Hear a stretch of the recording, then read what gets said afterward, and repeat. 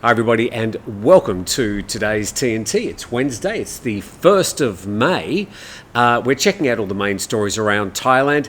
Now you'd think as you head across the borders around Thailand, you'd be seeing people just wandering across and trading a few mango and durian and heading back.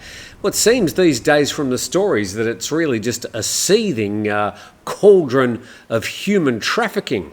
Let's go to this story, and it's covered in cowsideenglish.com. And the CIB arrests ringleader of a call centre gang on Sakao Highway.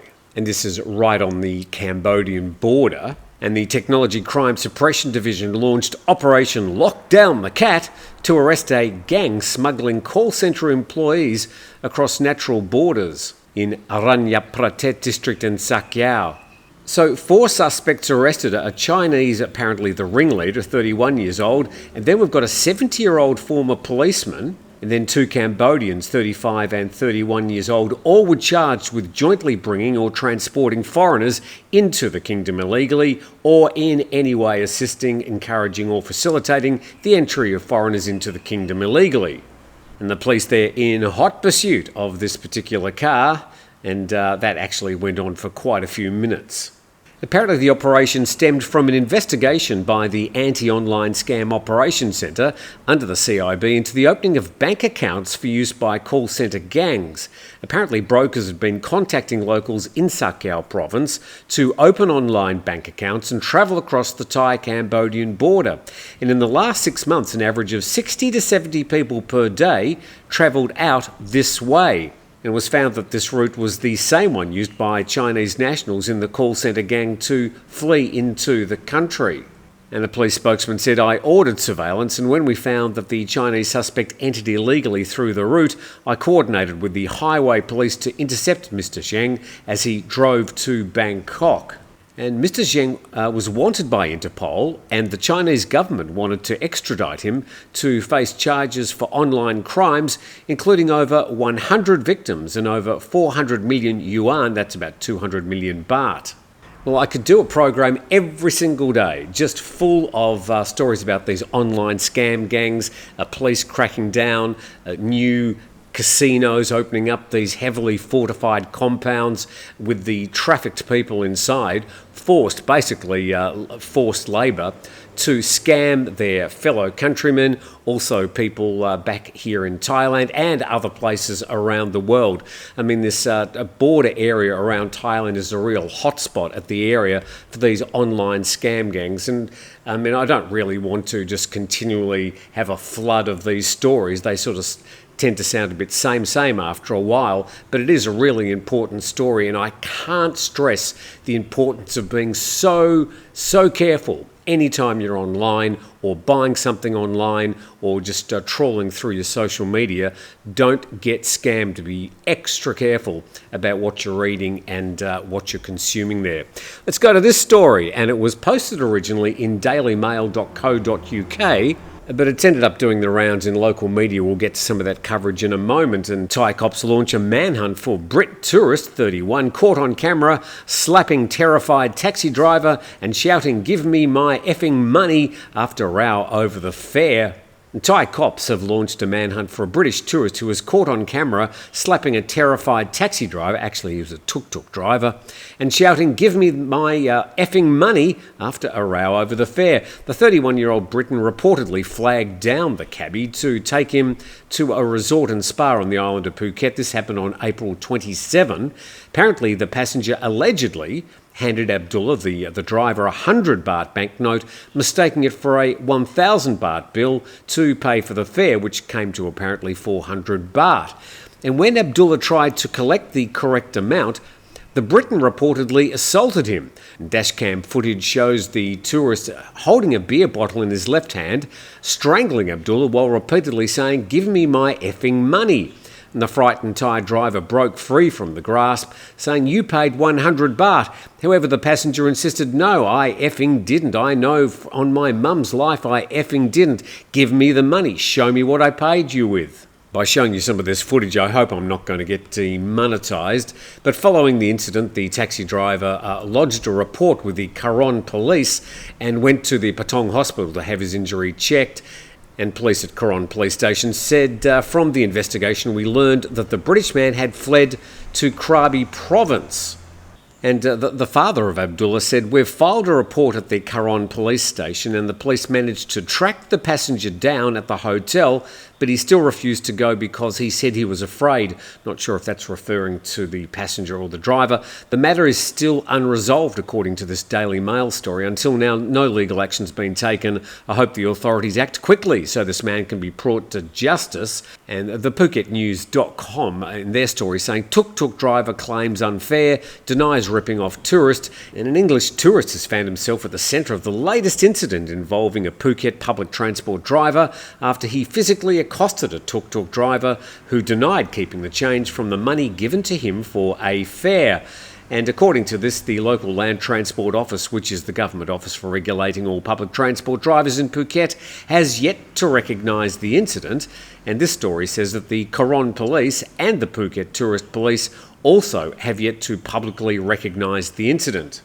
Well, one person who won't be difficult to recognise is that particular 31-year-old British man shown in that video. Now, I did cut out the parts with him slapping and actually physically assaulting the person because that's the sort of stuff that gets me demonetised, but you can see the full video if you want at Daily Mail.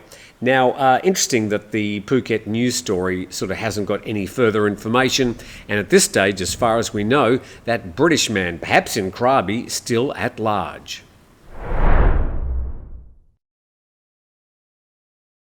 So a magnificent day here in the province of Phangar, Phuket. We've actually got some quite big waves crashing into the shore, and it's been making a thunderous noise all through the night. Sort of almost lulls you to sleep, but you can almost feel the ground shaking as these waves crash into the shore. Anyway, let's go to another update, and this is from the Bangkok Post, and it says clarity due soon on cops' ties to gambling network. Noting that the police commissioner and his top deputy, Surachat Hakpan, have both been suspended, pending this investigation into, well, the very, very top echelons of Thai police and the corruption involved. And the results of interrogations in the cases of National Police Chief Torsak and his deputy, Surachat Hakpan, over the alleged involvement in a money laundering case linked to an online gambling network known as BNK Master, will be concluded by next week. And the story says other information, including the interrogation results and the possible connection of Police General Torsak's relatives to the online gambling network, will also be disclosed next week. And Police General Winai also provided an update on the investigation into the case involving Surachat, who's accused of having overseen and collected commissions from the BNK Master gambling network. Well, a lot of people taking the Torsak side or the Surachat side are the two highest profile police in Thailand. And if the police are to retain any semblance of integrity or credibility, this needs to be a really thorough investigation. And hopefully it's transparent and the results are found to be both interesting and thorough. Now let's go to the Thai Baht.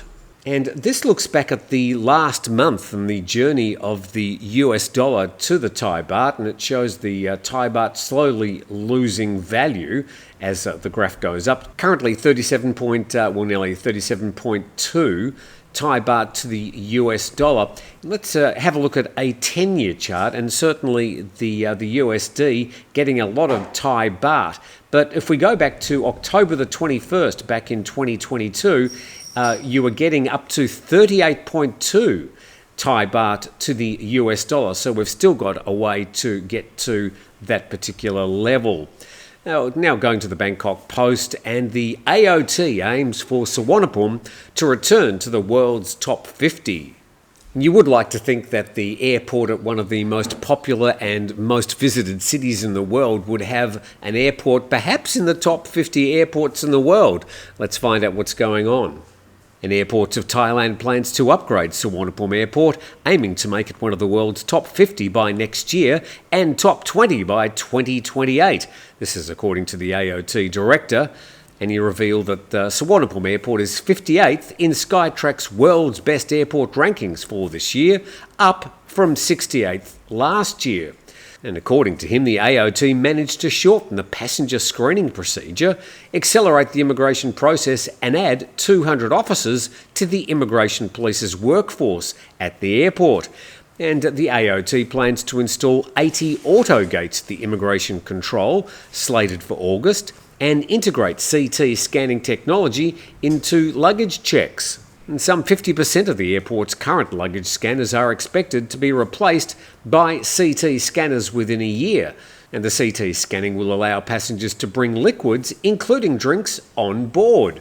And according to him, congestion at the airline check-in counters is one of the biggest problems passengers at Suvarnabhumi currently face, which is sort of handballing the problem back to the airlines who contract the people who do the check-ins and coordinate the queues. Let's go to that Skytrax report. We briefly reported it last week.